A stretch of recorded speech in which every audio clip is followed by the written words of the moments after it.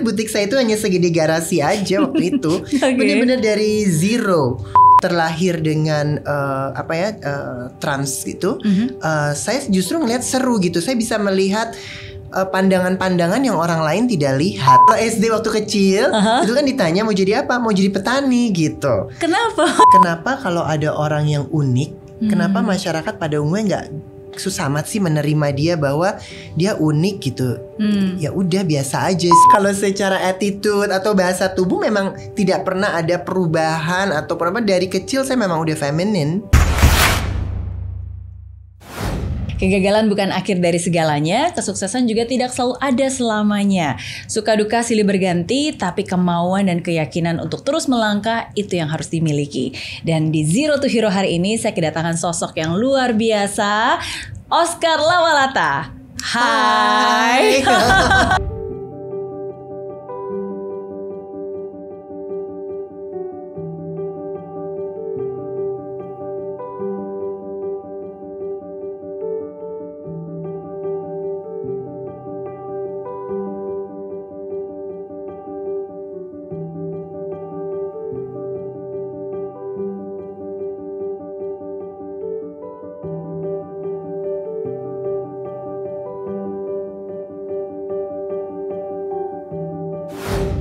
Salah satu perancang desainer terbaik Indonesia.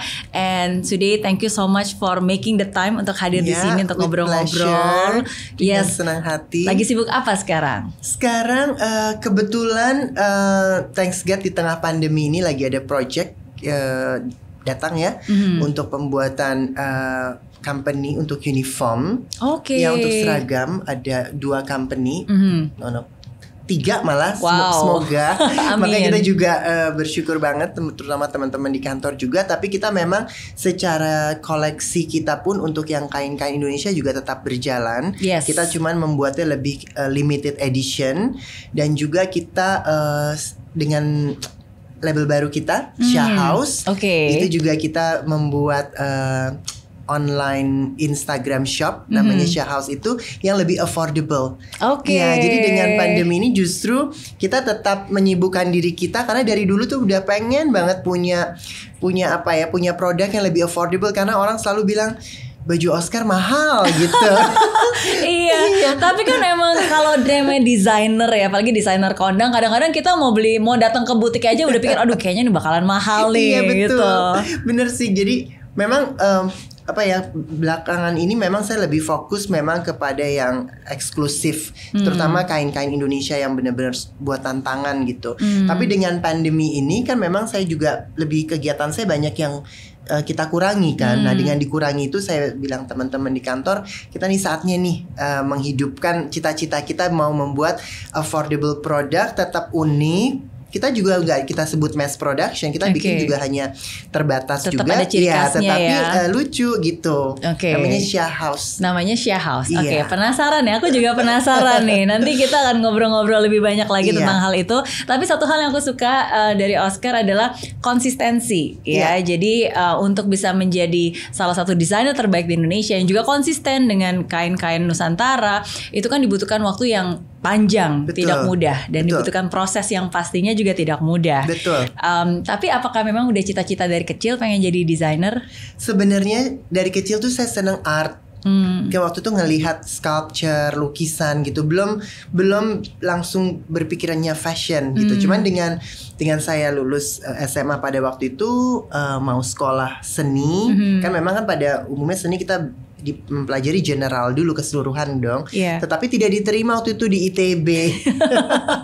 Dan akhirnya ada fashion school buka. Ini lucu ya, nggak diterima tapi ketawa ngomongnya nggak sedih gitu. Gitu akhirnya ada fashion school buka, terus aku bilang sama mama, udah deh aku coba sekolah fashion aja daripada nggak ngapa-ngapain, karena waktu itu mau sekolah luar negeri lagi krisis moneter tahun 98 itu kan. Aku pikir udah nggak mungkin lah untuk sekolah di luar gitu, kita tidak punya dana. Akhirnya udah sekolah fashion itu. Di tengah itu krisisnya tambah lagi tuh, waktu itu dolarnya lebih berkali-kali lipat karena uang sekolahnya pakai US dollar. Di Asmod ya, di Asmod waktu itu betul. Nah akhirnya aku pikir udah deh aku stop aja, and then sisa dari uang yang aku punya aku bikin butik kecil gitu. Jadi itulah akhirnya terus fashion sampai sekarang ke kain Indonesia itu memang dari dulu saya udah suka gitu. Cuman kan jatuh cinta dengan kain bodo ya. Iya, tahun 2000-an kan. Itu tahun 2000 malah. Kain baju bodo waktu itu. Ada perlombaan di Singapura kan, Asian Young Designer Contest. Akhirnya saya meng-apply, akhirnya terpilih mewakili Indonesia. Saya bawa baju bodo waktu itu gitu. Nah, terus tuh dari situ karir saya mau tahu batik apa, tenun ikat apa dan sebagainya. Karena saya bilang, wow, Indonesia nih kayak sekali nih ya kainnya. Cuma waktu itu harus ingat ya, belum ada internet. Betul. Terus juga penerbangan belum juga ada sosial media seperti sekarang. Belum ada sosial media. Jadi untuk mengetahui kain-kain ini juga lebih sulit gitu. Tapi ada serunya juga. Jadi saya memang terjun langsung ke lapangan dengan journey mengelilingi Nusa Tenggara Timur dari Sumba, Flores, Ende sampai Atambua. Iya gitu. Dari situ saya bisa tahu wow, Indonesia luas banget dan Nusa Tenggara Timur tuh sangat berkesan buat saya ya karena ada kehidupannya berbeda sekali dan gitu. Etniknya masih sangat alamnya gitu dan orang-orangnya juga ya. Dari situ saya bilang bahwa wow, Indonesia nih memang harus digali nih kekayaan budayanya ya gitu. Dan itu semua terjadi ketika ke Singapura dan dapat penghargaan. Waktu itu juara 2 di Young International Asian Award gitu ya. Itu pun juga usia masih 20-an kan? Iya betul. Menurut saya 20 masih 20-an. Iya betul. Iya. Dan itu pun juga awalnya bermodalkan 2 mesin jahit. Iya. Satu yang motong sama satu yang jahit. Bener, butik saya itu hanya segede garasi aja waktu itu. Bener-bener dari zero. Betul-betul. Iya. Tapi apa membuat Oscar bisa berhasil menurut Oscar? What makes you become successful and even a winner at that time? Sebenarnya adalah saya ngelihat originalitas desain ya gitu. Originalitas desain sama saya melihat bahwa dalam menciptakan karya kita sebagai seniman memang rasa, pikiran, visi, misi melihat semua ini kayak berhubungan gitu. Jadi bukan hanya mementaskan sebuah desain, tetapi bagaimana kita bisa meramu di sekitaran kita gitu. Jadi kalau kita bicara Indonesia, orang-orang Indonesia tuh seperti apa, sejarah fashion kita dulu seperti apa gitu, dan bagaimana perkembangannya sampai kini gitu. Jadi, makanya saya melihat sedikit sedih ya gitu bahwa Indonesia secara fashion kita tidak punya story, fashion story-nya itu tidak diseriusin gitu. Jadi bagaimana transisi dari kita memakai kain, jarik gitu ya, sarung sampai dia memakai celana, sampai kita memakai jas, sampai kita memakai dasi, itu kan penting ya. Kan di situ memang ada mislinknya. Nah di situ menurut saya baru kita sebenarnya bisa berkarya gitu. Soalnya kalau kita langsung mengikut yang sekarang lagi tren apa, semua juga seperti itu. Manufacture brand-brand besar juga seperti itu. Nah kita yang desainer kecil mungil ini kalau dihadapkan dengan seperti itu kan sedikit sulit juga ya. Susah untuk jadi bersaing. Perang harga. Bener ya jadi kan? Perang harga. Jadi mass production. Jadi mass production, positioning designer lama-lama bisa tidak jelas lagi gitu. Jadi kuncinya yaitu tadi mungkin it's not only about design, tapi bisa kita melihat sekitar kita gitu. Dan contribute kita tuh mau di titik yang mana gitu. Karena setiap karya yang dibuat itu pasti ada ceritanya, ada maknanya. Betul. Gitu ya. So it's not just about creation ya, tapi ya memang how to tell the story using produknya kita, using karyanya kita. Benar. Karena kita yang penting kan juga kalau orang mau mengappreciate kita as a designer, not as a product gitu. Kan kita harus ada behind story-nya. Pemikiran kitanya seperti apa, proses baju ini dibuat seperti apa gitu. Itu as a designernya ya. Tapi akhirnya dia berkembang menjadi ready to wear, lebih easy to wear gitu. Itu lain lagi. Tapi setidaknya menciptakan trust ke people itu perlu sebagai desainer. Dan itu yang sebenarnya bikin mahal. Because there's originality dan prosesnya juga. Betul. Tapi saya dengar-dengar waktu kecil pernah cita-cita pengen jadi petani. Oh betul. Itu kalau SD waktu kecil itu kan ditanya mau jadi apa? Mau jadi petani gitu. Kenapa? Nggak tahu, tapi kayaknya tenang, enak gitu, alam dingin gitu kan, relax. Sampai sekarang pun juga saya sempat kepikiran gini, aduh kalau misalnya diulang lagi nih bisa memilih apa profesi profesi masih terbersit untuk jadi petani itu. Oh iya. Karena saya ngelihat Indian kan kita perlu makan ya, paling penting kan gitu diantara semua rantai kehidupan ini kan makanan nomor satu, dan sekarang juga orang udah lebih aware about apa yang mereka makan gitu, organik dan sebagainya. Jadi masih nyambung kan, masih petani nyambung. itu iya penting petani. Back to nature berarti ya. Ya sometimes kadang-kadang yang simple itu yang sekarang diapresiasi ya. Betul. Benar nggak sih? Maksudnya ketika kita teknologi, modernisasi ya, tapi sometimes kadang-kadang hal yang sangat simple, sederhana, itu yang memiliki kebahagiaan dan makna tersendiri. Benar. Itu yang saya selalu bilang. Memang kita di dunia fashion ataupun dunia lain, zaman ini kan menjadi sebuah tren. Nah, orang tuh sering mengikuti tren. Kalau saya tuh bukannya bilang anti tren, tapi kalau saya tuh tetap melihat kenapa trennya begini gitu. Jadi ada pertanyaan-pertanyaan selalu, research, observe dulu. Jadi tidak langsung kita nyebur aja gitu, tapi kita harus tahu dulu nih, ini kolam apa ini gitu kan. Kalaupun kita mau nyebur juga mau gaya apa nih berenangnya gitu. Betul ya. Always curious dan selalu mempertanyakan. Itu jadi salah satu ciri khas dari Oscar Lawalata juga nih kayaknya.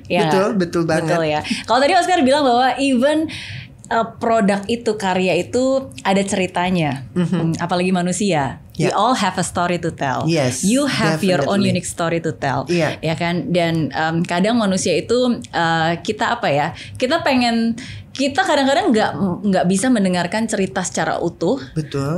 Lebih parah lagi, kadang-kadang manusia suka meng-create versi sendirinya, versi cerita orang lain dengan versi dirinya sendiri, dengan apa pengetahuan yang sangat terbatas yang dia ketahui tentang orang itu, padahal dia nggak tahu apa-apa sebenarnya. Jadi halu ya. Okay, now since you are here, tell me about your life story. Oke. Mulai dari mana ya? Mungkin dengan kita bikin YouTube Delawalatas itu, mungkin kan itu orang sudah sebagian orang lah yang menonton Delawalata itu mungkin bisa dikatakan sudah tahu lah bagaimana proses transisi saya dari pria menjadi wanita gitu. Iya, itu jadi for the first time Oscar mempublish bahwa you are a transgender. Yes, betul. Nah memang semua orang yang kenal saya ataupun yang mengikuti saya memang udah terlihat kan saya berbeda gitu. Jadi memang kalau ditanya proses journey saya sebagai person, memang itu juga seru ya kalau saya ngelihatnya, karena kalau ditanya dari kesedihan, sedihnya itu lebih kepada kenapa kalau ada orang yang unik, kenapa masyarakat pada umumnya nggak susah amat sih menerima dia bahwa dia unik gitu.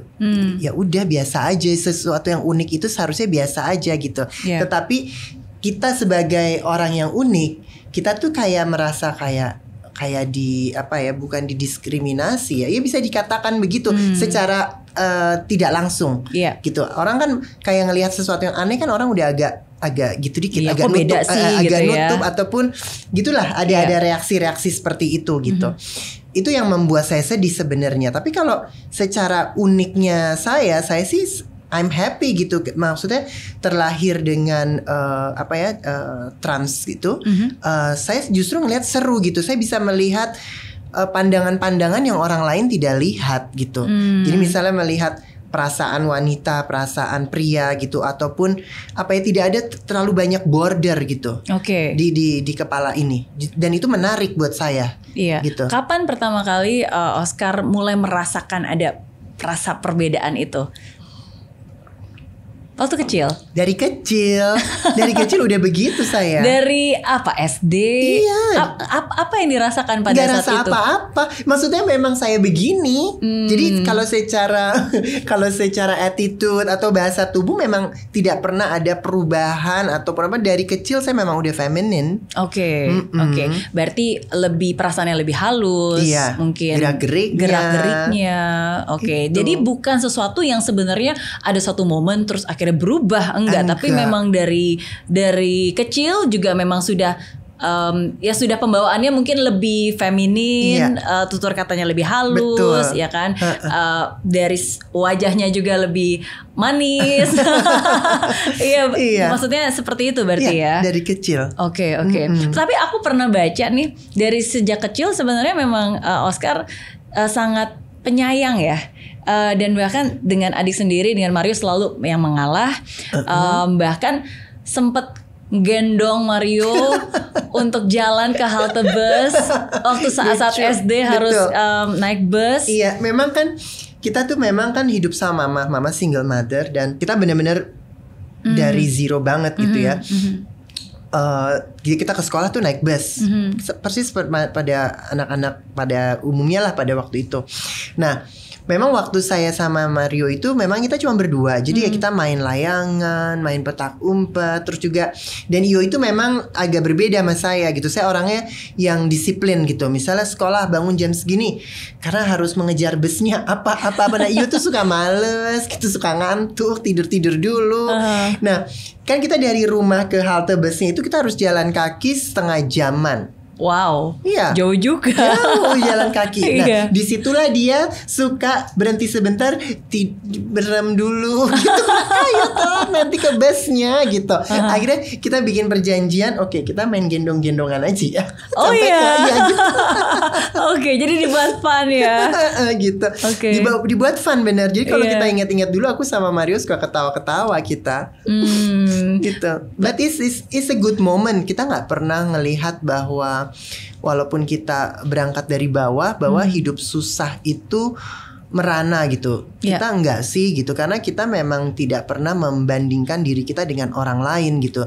Jadi misalnya pada waktu itu teman saya bisa misalnya pergi misalnya weekend selalu sama keluarga makan di luar atau pergi ke sinema gitu. Kita nggak merasa bahwa kok kita nggak pernah begitu. Kita ya main sendiri dengan komunitas kita, dengan teman-teman kita. Jadi kita justru merasa happy dan merasa lebih tough pada saat kita sekarang ini gitu. Oke. Ya memang sometimes kadang-kadang ketika kita yang melalui saat itu ya, kita mungkin nggak merasa bahwa itu sesuatu yang susah banget gitu. Karena ya memang ya hidup ya seperti ini gitu kan. Karena kita nggak bisa bandingin orang lain seperti apa. Jadi kita appreciate aja dan jalanin aja. Apalagi masa-masa kecil kan. Belum ada perbandingan bahwa kok hidup yang bahagia, yang kaya tuh kayak seperti apa. Tapi itu terus dari kita SD, SMP, SMA, kita juga nggak pernah merasa menjadi problem gitu. Jadi itu tadi kan, apalagi kita semakin besar ya, SMP, SMA kan mungkin udah mulai tahu brand sepatu temen mereknya ini. Kita nggak pernah mikir-mikir gitu. Kalau sekarang mungkin nggak tahu ya saya ya. Berlomba-lomba memamerkan merek-merek suka ya. Gitu kan. Gue tuh ngeliat lo tuh dari dulu, kayaknya ketawa lo itu aja bikin gue gini. Nah, karena saya merasa tidak salah gitu kan. Jadi kalau saya dikucilkan ya saya so what gitu.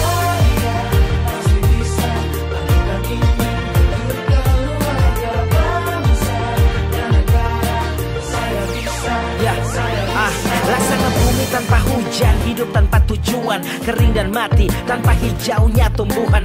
Demikian kalau mimpi tak kunjung terjadi.